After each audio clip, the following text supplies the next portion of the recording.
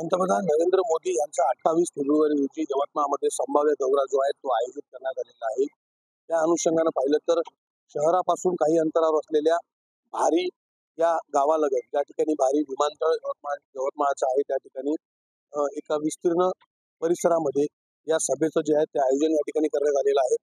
साधारणतः 45 एकराचा हा परिसर जो आहे तो आहे आणि या संपूर्ण 45 एकराच्या या परिसरामध्ये भव्य अशी सभा जी आहे ती नरेंद्र मोदींची या ठिकाणी होणार आहे।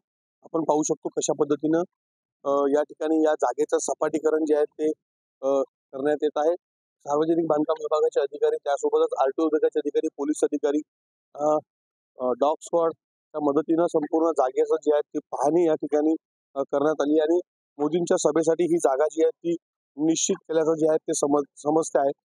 एकंदरीत साधारणतः या नरेंद्र मोदींच्या सभेसाठी 30हून अधिक समित्या ज्या आहेत त्या तयार करण्यात आलेल्या आहेत आणि साधारण उपमुख्यमंत्री, मुख्यमंत्री, राज्यपाल नरेंद्र मोदी यांच्या हेलिकॉप्टर्स जे आहेत ते लँडिंग होण्याच्या दृष्टीनं ही जागा सोयीची असल्याचं सांगितलं जातं आणि त्या अनुषंगानं या ठिकाणी सध्या या जागेचं सपाटीकरण सुरू आहे आणि या सभेची सध्या तयारीला जे आहे ते प्रशासन या ठिकाणी कामाला लागल्याचं चित्र आहे।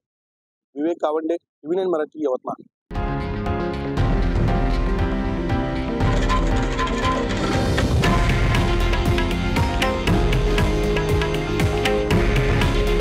हे आहे देशातील नंबर 1 न्यूज नेटवर्क आणि आपण पाहत आहात टीव्ही 9 मराठी।